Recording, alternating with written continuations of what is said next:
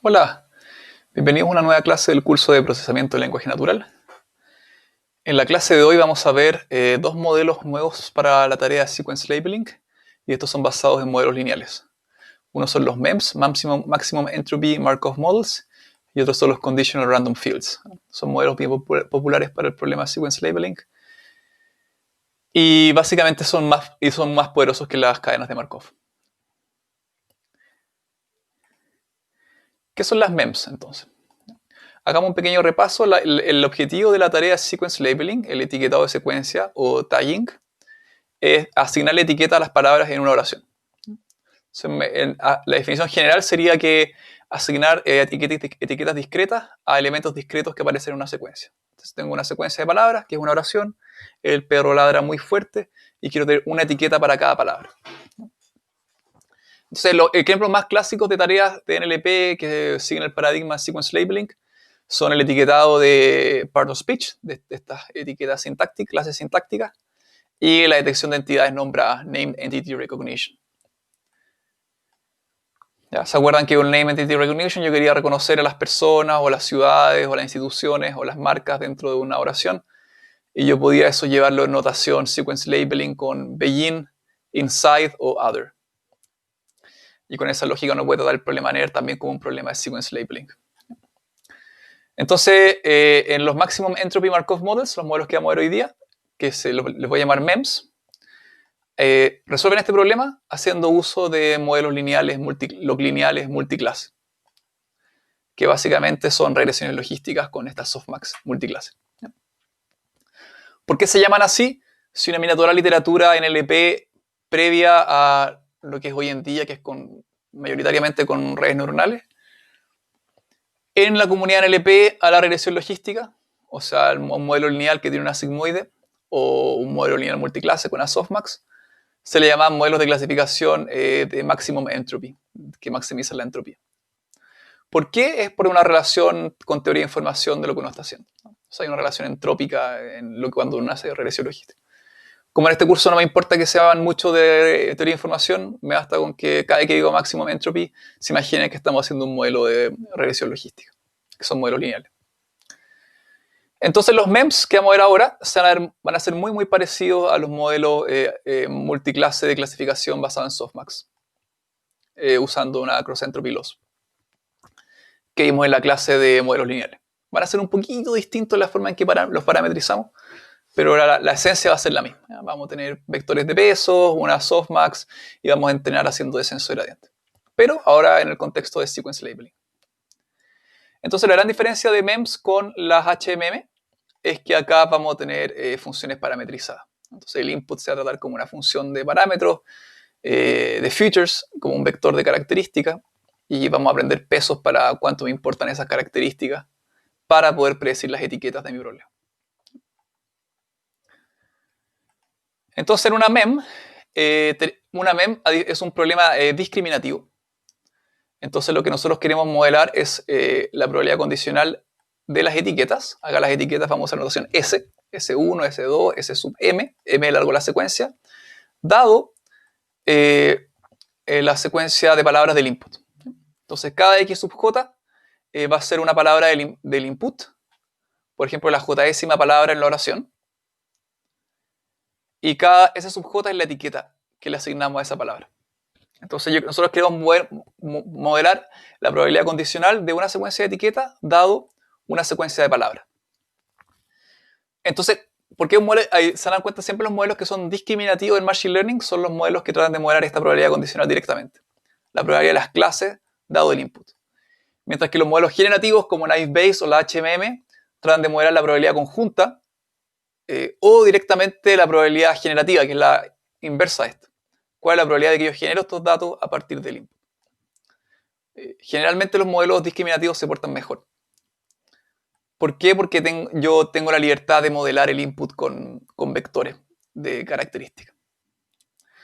Entonces, lo que yo esperaría de mi MEM, una vez que yo la entrene con datos de entrenamiento, siempre van a ser estos modelos supervisados, es que la probabilidad de esta secuencia, determiner noun verb, que es la secuencia correcta para the dog barks, el perro ladra, de un determiner, dog es un sustantivo, barks es un verbo, sea más alta que la probabilidad de verbo dado de dog barks. Si yo entrenase el modelo con un dataset de entrenamiento para Pardo Speech Tagging. Entonces, para darle un poco de contexto, todas las slides de esta clase me las basé en este apunte que está acá de Michael Collins, que Michael Collins es mi gurú, uno de mis gurús en Natural Language Processing. ¿Ya? Y sus apuntes son muy buenos para entender todo lo que se hacía pre-deep learning en NLP. Entonces, generalmente, cuando les hablo de cosas basadas en redes neuronales, me baso en los apuntes y el libro de Yoav Goldberg. Y cuando hablo de cosas pre-deep learning, me baso en los apuntes de Michael Collins. ¿Ya? Entonces, eso el contexto, estamos en el problema MEM, que es sequence labeling con modelos discriminativos, y la idea es que el modelo sea capaz de modelar esta probabilidad. Entonces, es claro que yo, para poder clasificar o etiquetar, quiero hacer un argmax sobre esto. ¿Cuál es la secuencia de etiquetas que maximiza esta probabilidad acá? Introduzcamos un poco la notación que vamos a usar para hablar de las MEMS.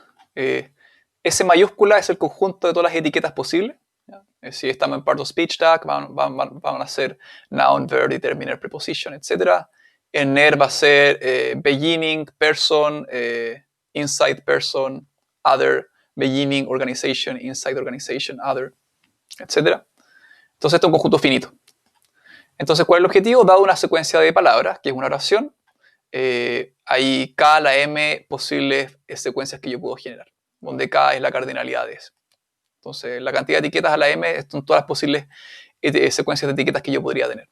Podría tener determiner, noun, verb, etc. Entonces, nuestro modelo probabilístico lo que quiere hacer es estimar la distribución de todas esas posibles secuencias de etiquetas y, dado un input, asignar la más probable. Básicamente un problema de clasificación, pero un problema de clasificación sobre una estructura más compleja, ya es sobre una secuencia. Como todos los problemas probabilísticos, siempre hago algún supuesto de independencia para que esto sea tratable. Y por eso se llama Maximum Entropy con Markov Models, porque es un supuesto markoviano. ¿No? Siempre le quito un poco la memoria al modelo para que sea tratable computacionalmente, igual que lo que hacían las HMM. Entonces yo podría usar la regla de la cadena de probabilidades para descomponer mi MEM. Asumo que hay una etiqueta sub 0 inicial, que es un padding, que se llama asterisco. Y entonces digo que la probabilidad de una secuencia de etiquetas, dada una secuencia de palabras, va a ser el producto de las probabilidades de una etiqueta, dadas las etiquetas anteriores, y todas las palabras. Acá estoy haciendo la clásica regla de la cadena que hemos visto varias veces para descomponer una probabilidad conjunta. Entonces, la etiqueta 1 va a depender de la etiqueta 0, que es padding, dado todo el input. La etiqueta 2 va a depender de la etiqueta 0, de la etiqueta 1 y todo el resto. Y toda la secuencia de palabras. Como eso generalmente es caro computacionalmente de modelar, una son supuestos de independencia. ¿Cuál es el supuesto de independencia que hago en MEM? Es un markoviano de primer orden. O sea, digo que una etiqueta solo depende del input, siempre depende de todo el input, pero solo depende de una etiqueta anterior. Entonces, la primera igualdad que tenemos acá es exacta, solamente estamos descomponiendo usando la regla de la cadena de probabilidades condicional. Pero la segunda hacemos el supuesto de independencia de que para todo i, la probabilidad de S sub i, dado todas las otras etiquetas anteriores y todas las palabras de la secuencia, en verdad eso es equivalente a la probabilidad de la etiqueta S sub i solamente dado la etiqueta anterior. Entonces el modelo solamente tiene en memoria una etiqueta hacia atrás. Pero tiene derecho y puede observar todo el input. Que eso ya es un poco más poderoso que la cadena Markov, donde la cadena Markov oculta, yo tenía Markov de segundo orden, ¿sí? La etiqueta podía mirar toda etiqueta de atrás, pero había una relación 1 a 1 entre la palabra y la etiqueta, si se acuerdan. Ya, solamente para que tratarles un poco el recuerdo, traje acá de recuerdo la definición de la cadena Markov oculta.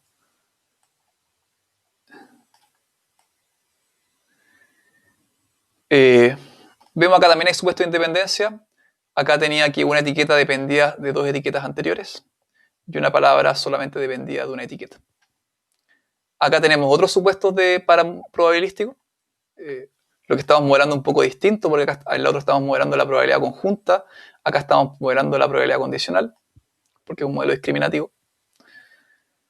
Pero lo interesante aquí es que la palabra tiene derecho a ver toda la secuencia, la etiqueta tiene derecho a ver toda la secuencia de palabras. Entonces estamos haciendo un supuesto de independencia markoviano de primer orden aquí, similar al que hicimos con las HMM. Aquí puse una nota. En verdad, nosotros en la cadena Markov que vimos en clase hicimos un supuesto de segundo orden en la HMM. La dejamos mirar una etiqueta, dos etiquetas hacia atrás. Tenía memoria dos etiquetas hacia atrás. Las MEMS también se pueden extender para que tengan ese supuesto, pero va a complicar un poco la matemática. Pero sepan que se puede.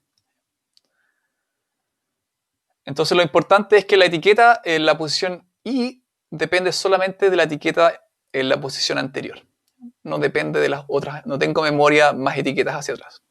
Está claro que eso tiene una limitación, que en la práctica real sí puede haber una dependencia de 2 o 3 etiquetas hacia atrás. Y como les había dicho, ¿cómo modelamos entonces cada una de estas probabilidades que me aparecen acá? Acuérdense que la probabilidad completa de la secuencia, dado la secuencia de etiquetas, dado la secuencia de palabras, es este producto de probabilidades. Ahora, ¿cómo modelo cada una de estas probabilidades de acá? Lo voy a hacer con un modelo parametrizado, parecido a la regresión logística multiclase que vimos en la clase de modelos lineales. Muy parecido cuando vemos el problema de clasificación de un documento, dado a qué idioma pertenece, vamos a tener una fórmula parecida.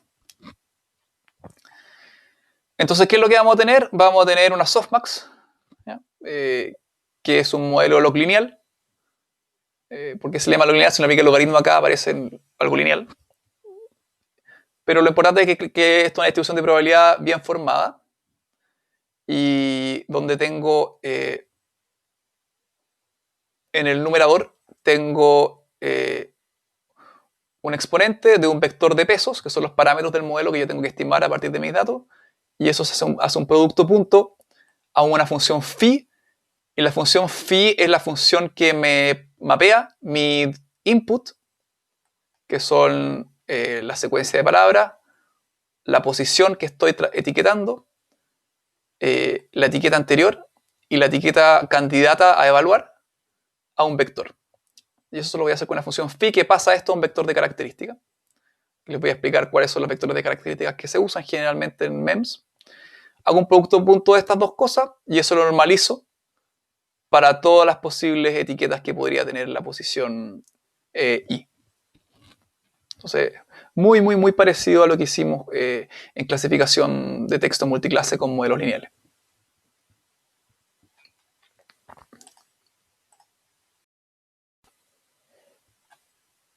Entonces lo que yo quiero ver ahora es entender un poco este vector phi. Cómo este vector phi recibe la secuencia de entrada, una posición, una etiqueta para la posición anterior y una etiqueta a evaluar, y esto me lo mapea a un vector de características. Entonces, ¿qué son todas las cosas que recibe esta función que me retorna un vector? La secuencia de entrada, que es la secuencia completa, y es la posición que yo quiero etiquetar. Entonces puede tomar cualquier valor entre 1 a m. M, acuérdense que es el largo de la secuencia. Ese sub i menos 1 es la etiqueta anterior, o sea, sería la etiqueta de la posición i menos 1, que puede tomar cualquier valor en el conjunto de espacio de etiqueta, determiner, noun, verb, etc. Y ese sub i es la etiqueta que yo estoy evaluando, que yo quiero ver el vector para ese candidato de etiqueta, y que puede tomar cualquier valor en ese. Entonces el scope del future vector está restringido a ver la secuencia completa, o sea, puede ver todo el input, pero solo puede ver la etiqueta anterior y la etiqueta actual. No puede ver todas las demás etiquetas, si no sería intratable. Entonces esta restricción nos permite hacer un tratamiento eficiente tanto de las MEMS como de los CRF, que los vamos a ver más adelante. Entonces hasta ahora lo único que quiero que se imaginen es que yo quiero etiquetar una secuencia de palabras con un modelo probabilístico que tiene esta forma de acá. O sea que es un producto de cada posible etiqueta en cada posición, dado la etiqueta anterior, y todas las palabras. Que eso yo lo trato con una softmax gigante que normaliza para cada posición. Tengo entonces, básicamente para cada posición tengo un clasificador lineal. Clasifico el primer token, después clasifico el segundo token, después clasifico el tercer token. Y en todos tengo que normalizar por todas las posibles etiquetas que podría tener para cada token. Y cada token básicamente se mapea a un vector de características que mira todo el contexto del token también. Todo el contexto de todas las palabras que hay, de la secuencia completa, la etiqueta anterior y la etiqueta que yo quiero evaluar. Entonces miremos ejemplo de FIB. O sea, la FIB, acá estamos en el mundo pre-deep learning, donde los expertos en lenguaje lingüística mapeaban manualmente, decían cuáles son las mejores features para cada tarea. Entonces, FIB puede ser infinito, uno se le pueden ocurrir muchas cosas que puede tener, pero la gran gracia de las MEMS y por qué son superiores a las HMM es que yo en FIB puedo poner información más interesante. Puedo poner información que no puedo codificar trivialmente en una HMM, que vean relaciones entre las etiquetas y las palabras. Veamos algunos ejemplos. Supongamos que la primera, acuérdense que FIB es un vector que va a tener muchas componentes, o sea, va a ser de muchas dimensiones. Pensemos al orden de los 100.000 o incluso más, porque va a tener combinaciones del vocabulario de las palabras y del espacio de las etiquetas también. Y puede jugar con los prefijos, con los sufijos. Todo lo que yo creo que me ayude a determinar el part of speech de la posición I. Ya, un ejemplo, por ejemplo, es que la componente 1 de este vector valga 1 si S sub I es un adverbio y la palabra X sub I termina con el sufijo, la que estoy etiquetando, LI. ¿Qué me dice esto? Yo estoy tratando de codificar este evento. El evento de que una palabra sea un adverbio en mitad de entrenamiento y que termine en LI. ¿No es cierto? Sabemos que en inglés muchos adverbios terminan en LI, ¿no es cierto? Como wrongly, loudly. Acuérdense, los adverbios son los que modifican el verbo, que le dan una característica a la acción. Yo hago algo, pero lo hago rápidamente. Entonces el li sería equivalente al mente en español. Probablemente yo en mis datos de entrenamiento voy a ver muchos adverbios que terminan en li. Entonces yo esperaría que después, acuérdense que esto se va a multiplicar a través de un producto punto con un vector de pesos, que son los que yo quiero aprender a partir de mis datos.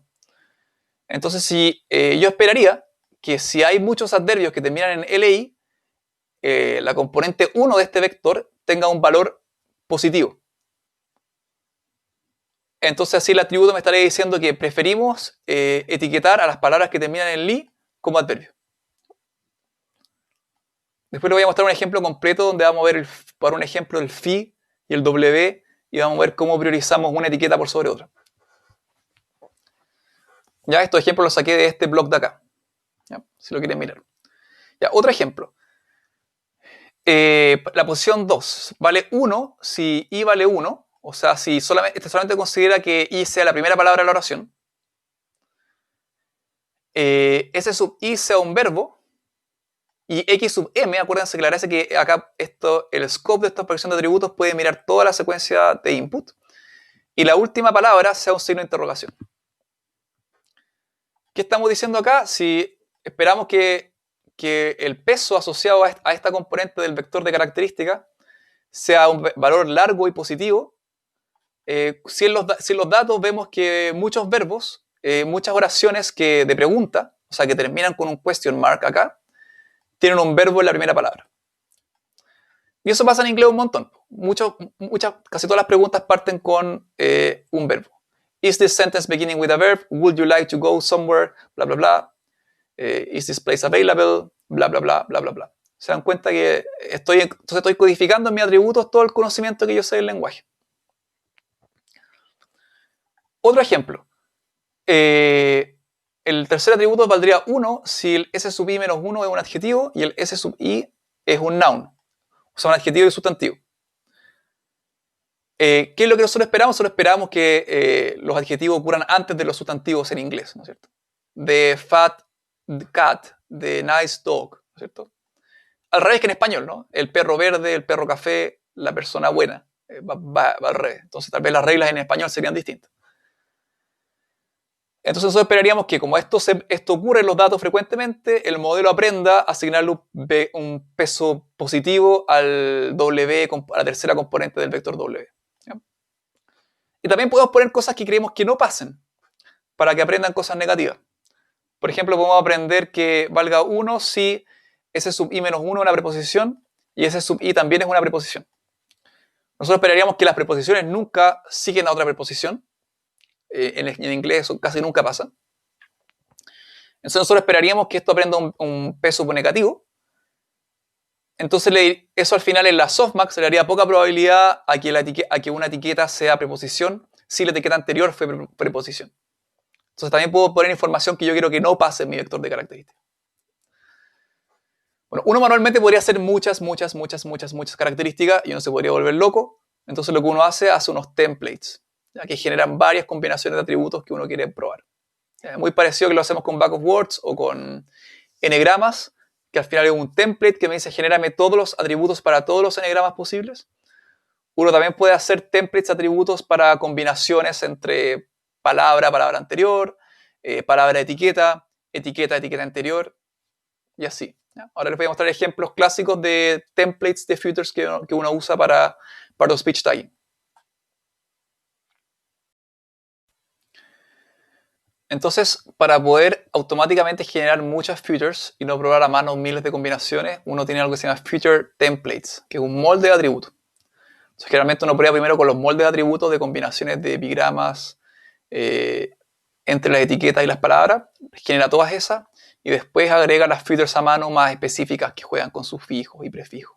Entonces se puede generar un feature templates más general que cubran unigramas, bigramas, n-gramas de palabras y también de valores de las etiquetas. Entonces, por ejemplo, este sería un Word Unigram and Tag Unigram Feature Template, o sea, un template que genera todas las features para todas las combinaciones de palabras y etiquetas. Tengo que mapear, entonces, index tengo i, y tengo i es la palabra, ¿no es cierto? Y z, entonces, j es la palabra, z es la etiqueta.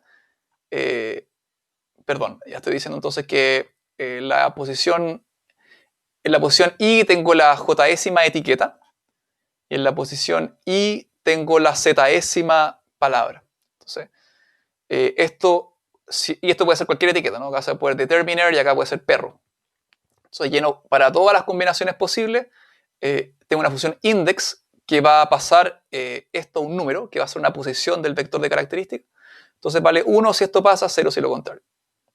Entonces J va a ser un índice que recorre todas las etiquetas posibles y Z es otro índice que recorre todas las palabras posibles del vocabulario. Entonces con este template puedo generar atributos para todas las combinaciones de palabras y etiquetas en la posición I. También podría tener un template más complejo que vea todas las bigramas de palabras, o sea, en la posición I y en la posición I-1, y todas las etiquetas en la posición I-1 y en la posición I. Entonces este template tendría JZV y sería 1 si la palabra I-1 es la etiqueta J, la etiqueta I es la etiqueta Z, la palabra I-1 es la palabra U y la palabra I es la etiqueta B corta. Entonces acá tengo todas las combinaciones, fíjense todos los features que estoy probando, que la palabra anterior sea perro, que la palabra actual sea ladra, que la etiqueta anterior sea determiner, que la etiqueta actual sea verbo y así todas las combinaciones. Con este template puedo generar todos esos atributos. Entonces esta función index que estoy hablando acá va a mapear cualquier feature que salgan de templates a un índice único en el vector de atributos. El vector de atributos va a ser gigantesco entonces, imagínense, va a ser de los cientos de miles. Entonces hay que notarlo, pero va a ser sparse, porque va a ser para muchas de los casos, estos atributos van a tener valor de 0. Entonces el vector resultante va a ser de alta dimensionalidad y va a ser sparse. No me preocupa tanto que sea tan de high dimensional en modelo lineal. ¿Por qué no me importa tanto? Porque al final los modelos lineales lo único que yo hago es un producto punto entre mi vector de características, y los pesos que yo aprendo. Entonces el producto, lo único que yo tengo que hacer es, si tengo una función de hash que accede a todos los atributos que están activos, o sea que son distintos de 0, solamente multiplico los pesos para los atributos que están activos, que son distintos de 0. Para todos los demás no hago el cálculo. Entonces no tengo que hacer el producto punto todo el rato sobre todos los atributos, sino que solamente son los atributos activos. Y eso hace que en la práctica implementar modelos lineales de muchas dimensiones no sea tan caro computacionalmente. ¿Ya? Entonces ahora vamos a ver un ejemplo donde ponemos una oración y comparamos un posible etiquetado contra otro con un caso de un vector atributo y vamos a ver por qué el modelo MEM clasificaría con más probabilidad una etiqueta que otra. Ya, vamos al ejemplo. Les agregué el ejemplo de la fórmula para que la recordemos. Siempre yo quiero calcular la probabilidad de una secuencia de etiquetas dado una secuencia de palabras, y eso lo puedo descomponer como la probabilidad de una etiqueta dado la etiqueta anterior y la secuencia de palabras, y eso lo modelo con una softmax gigante, una softmax sobre con un vector de características para cada posición de la etiqueta. Entonces, phi, si ustedes lo vean, básicamente me codifica en un vector la transición para esta secuencia de palabras de la etiqueta i-1 a la etiqueta i. Ya, entonces vamos a nuestro ejemplo que usamos siempre en el curso. El perro ladra. Aquí le agregamos una cuarta palabra que es loudly, o sea, el perro ladra fuerte. Entonces esto sería i igual 1, i igual 2, i igual 3, i igual 4. Y esta sería la etiqueta s sub 1, s sub 2, s sub 3, s sub 4, x sub 1, x sub 2, x sub 3, x sub 4. Y esta sería la etiquetada correcta. Nosotros esperaríamos que sea un determiner, un noun, un verbo y un adverbio. Lo que les quiero mostrar entonces ahora es que un MEM, después de haber sido entrenado, acuérdense que entrenar, como un modelo lineal, implica encontrar estos pesos con métodos de entrenamiento. Y eso lo voy a hacer haciendo descenso de gradiente. Chequemos entonces que la probabilidad correcta para la cuarta palabra, el etiquetado correcto, es mejor que etiquetar la cuarta palabra con un verbo. Entonces, queremos ver que la probabilidad de que S4 sea un adverbio, dado que S3 es un verbo y que la secuencia es de dog barks loudly, es mayor que la probabilidad que S4 sea un verbo, dado que S3 sea un verbo, o sea que hay un verbo después de un verbo, que eso nunca va a pasar en un corpus, o muy pocas veces, de la oración de dog para la oración de dog barks loudly. Entonces, ¿yo qué hago? Quiero comparar esta probabilidad contra esta. Entonces al final quiero comparar que esta expresión sea mayor que esta expresión de acá. O sea que el exponente del vector del producto punto, del vector de peso, que yo aprendo con mis datos, y el vector de características para esta transición, verbo-adverbio, normalizado para todas las transiciones posibles, sea mayor que la misma expresión evaluada ahora con verbo-verbo. Entonces, ¿qué es lo que va a pasar? En la práctica, si ustedes se miran, yo quiero comparar esto versus esto. Si estoy comparando esto versus esto es constante. Lo que está en el denominador es constante. Entonces, para encontrar el máximo no me importa. Y el exponente es una función creciente. Así que en la práctica, lo único que quiero comparar es el producto punto. Este escalar que me va a salir de W con phi y acá de W con phi para el otro caso acá. Entonces, en la práctica, lo que yo estoy chequeando es que que este producto punto de acá sea mayor que este producto punto de acá. Ya, veamos entonces un ejemplo de cómo quedaría este phi para el caso verbo-adverbio y cómo quedaría phi para el caso verbo-verbo. Y imaginemos un W de cómo estaría W después de haber entrenado los datos.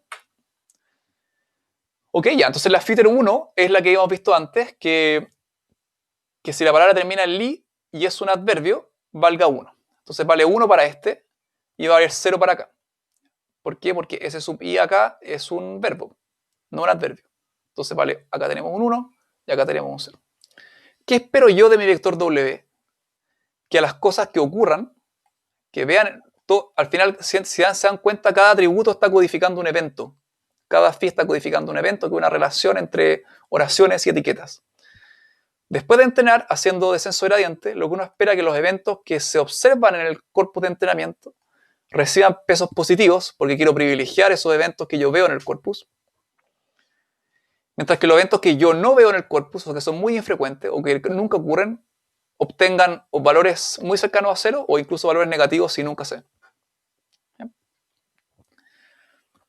Entonces uno espera que haya muchos adverbios que terminen en li, entonces uno espera que este W después de entrenar tenga un número alto aquí. ¿Ya? Después tenemos otro atributo, que el S sub i sea un adverbio y que el S sub i menos 1 sea un verbo. Esto va a tener un 1 acá, porque es lo que estoy evaluando acá, verbo, adverbio, y un 0 acá, porque acá estoy evaluando verbo, verbo, verbo. Este evento también debiese ocurrir frecuentemente en el corpus, porque los adverbios tienden en inglés a seguir a un verbo. Entonces yo esperaría que esto también aprenda un vector alto, un valor alto. Tal vez esto no pasa tan frecuente como esto, no lo sé, y tal vez por eso tengo un peso, le puse en el ejemplo un peso menor. En la práctica uno tendría que ver qué le asigna el modelo lineal a cada evento. Y acá tenemos ahora una feature que codifica algo que pasa aquí. Que tengamos la etiqueta anterior un verbo y la etiqueta actual un verbo. Esto me da un 1 aquí, pero aquí me da un 0. Y acá tenemos otras y esto le puse un peso bien negativo porque esto generalmente no pasa. Es raro que un verbo siga otro verbo en inglés. Ya, y acá tengo la opción, por ejemplo, que haya un verbo y después un sustantivo. Esto no pasa ni acá ni acá, le puse un peso negativo porque generalmente los sustantivos no ocurren después de los verbos. Acá puse, y acá puse relaciones entre la etiqueta y la palabra. O sea, ¿cuál es esperamos que, por ejemplo, la combinación que S sub i sea un verbo y X sub i sea loudly? ¿Ya? Estos features podrían haber sido de mi template de unigramas de palabras y etiquetas. Este es 0 acá y 0 acá, y le puse un peso muy negativo porque loudly nunca va a ser un verbo. ¿Ya? Acá tengo la combinación loudly noun, 0 y 0, no pasa aquí. Menos 5 porque nunca pasa.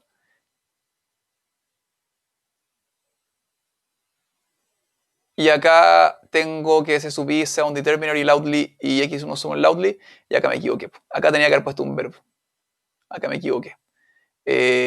Lo que yo quería poner acá era que verbo, lo voy a corregir en las slides. Este de acá, verbo loudly, este tenía que haber valido 1 aquí. Ya me equivoqué. Sigamos, háganme caso que acá hay un 1, acá hay un 0. Y acá, bueno, acá tengo la combinación adverbio loudly, que sí veo varias veces en el corpus, tengo un 1 acá y un 0 acá. Esa es la idea. Entonces, después de eso, entonces, lo que ven entonces es que cada vector de características me codifica un candidato a transición, una transición de una etiqueta a otra. Y el vector que yo aprendo de los pesos debiese privilegiar, darle pesos más altos a las cosas que sí ocurren en el corpus y pesos bajos o negativos a las cosas que no se ocurren en el corpus. Entonces después, cuando yo hago el producto punto de este candidato contra este otro candidato, yo esperaría que las cosas que se activaron acá se multipliquen por cosas positivas, mientras que las cosas que se activaron acá se multipliquen por cosas negativas y tengan un peso bajo. Entonces al final haría que esto tenga una probabilidad más alta que esto. Y esa es la idea del MEM. O sea, es básicamente un modelo lineal para hacer sequence labeling, pero tengo unos vectores de características más interesantes que pueden tener un scope, que vean la secuencia completa del input y vean la etiqueta actual y la etiqueta anterior. Ya, voy a corregir esto en las slides que les voy a dejar arriba. Y con eso terminamos la primera parte de esta clase. Vamos a seguir después viendo cómo yo hago el entrenamiento de esto, cómo hago el decoding, que igual que el HMM tengo el problema que tengo que etiquetar que está bien, yo puedo entrenar, pero cómo encuentro la secuencia más probable. Eso implica hacer búsquedas sobre todas las secuencias posibles, que es caro computacionalmente. Entonces, de nuevo, uso Viterbi y programación dinámica. Y eso es lo que vamos a ver en el siguiente video.